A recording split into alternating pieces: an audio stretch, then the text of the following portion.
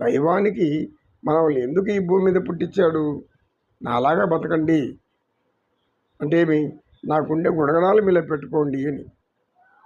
దాన్ని విడిచిపెట్టి మన ఇష్టాసాన్ని ప్రదర్శిస్తే నేనే దేవుడు అనుకుంటే ఎట్లా?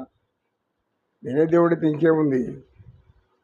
జీవితాంతం ఈ కలియుగాంతం బతికిపోవచ్చు, బతకలేదు కదా. తెలుసు కదా, ఇన్ని తెలిసి ఎందుకు ఈ మరణ హోమం, దారుణ హోమం, భయంకరమైన హోమం, పీడించడం, ద్వేషించడం అనేది మనం ఆలోచించుకోవాలి.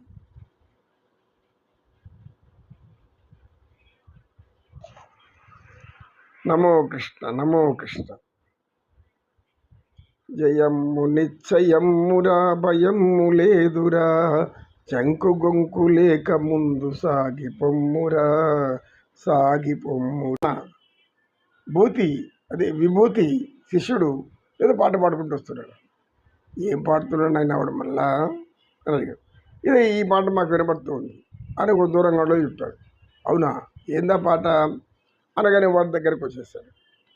గురువుగారు నమస్కారం అన్నాడు. ఆ వెనకాల మీరేం చెప్పారన్నాడు.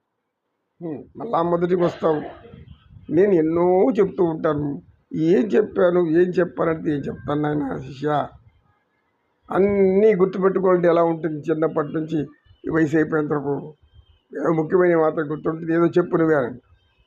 గురువుగారు జయము నిశ్చయం అనుకున్నప్పుడు ఎటువంటి భయం లేకుండా బతకాలి కదా. అవును బతకాలి. మరి భయపడితే ఎందుకు జీవించడం? అవును జీవించకూడదు.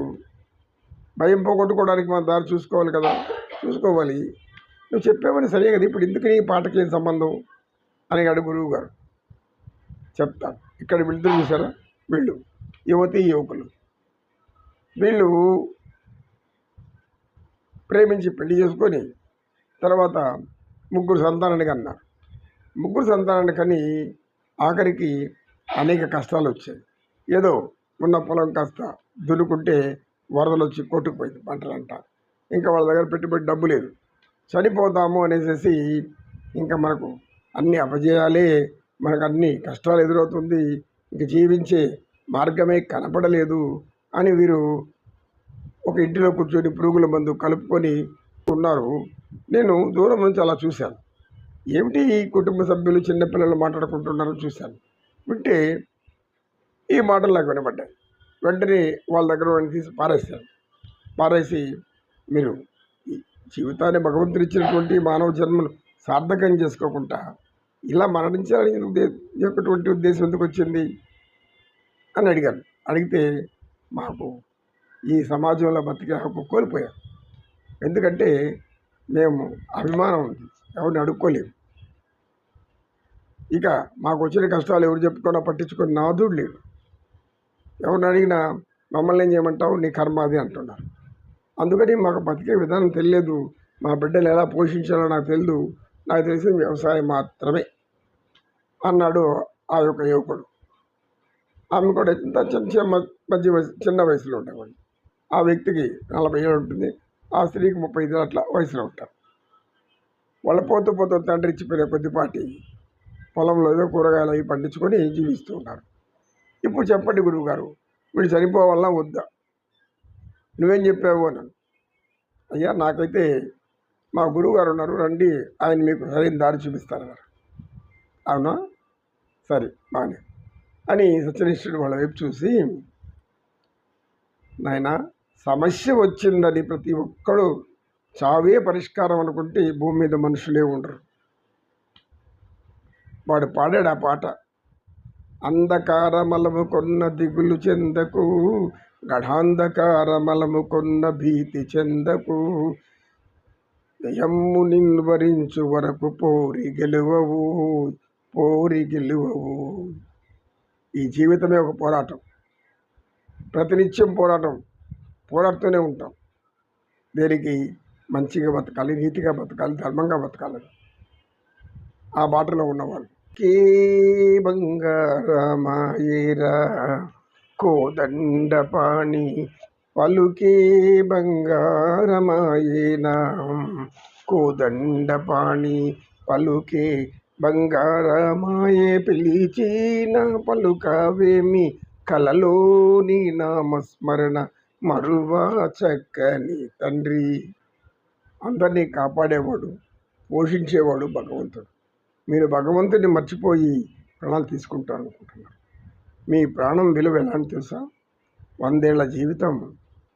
ఎన్నో మీ వల్ల మంచి పనులు జరగాల్సింది లోకానికి.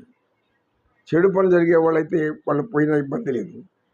కానీ మంచి జరిగే వాళ్ళు, మంచిగా ఆలోచించేవాళ్ళు, నీవు నిజాయితీపరుడువు, ధర్మపరుడువు, కానీ నీ కష్టాలు వచ్చాయి. దీనికి ఎవరిని నిందించే ప్రయోజనం లేదు. ఈ కష్టాలకు, నీ యొక్క దుఃఖాలకు, నీ బాధలకు నీవే కారణం. ఎందుకంటే ప్రారాబ్ధ కర్మలు ఎవరిని విడిచిపెట్టవు.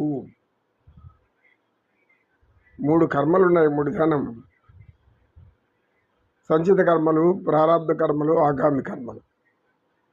కనుక ప్రారాబ్ధ కర్మ అనుభవించేటప్పుడు మనం చనిపోవాలని నిర్ణయం తీసుకోకూడదు. చావే పరిష్కారం అనుకుంటే భూమి మీద మనుషులే ఉండరు, సమాజమే ఉండదు, ఆఖరికి జంతువులతో నిండిపోతుంది. కనుక జంతువులు తిరిగిపోతే ఏం మిగులుతుంది? మనుషు జాతి రసించిపోతుంది. మానవులైనటువంటి మీరు నీతిగా మా బతకాలనుకున్నారు, దైవం మీకు సహకరించేది మీరు అనుకుంటున్నారు.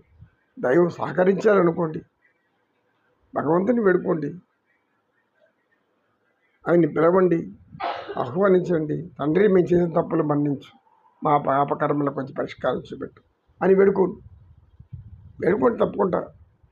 ఏ విధంగా మీరు చనిపోవాలని నిర్ణయం తీసుకున్నారు, అదే విధంగా భగవంతుడిని ధ్యానించాలని నిర్ణయం తీసుకోండి, ఆయన ప్రార్థించాలని నిర్ణయం తీసుకోండి.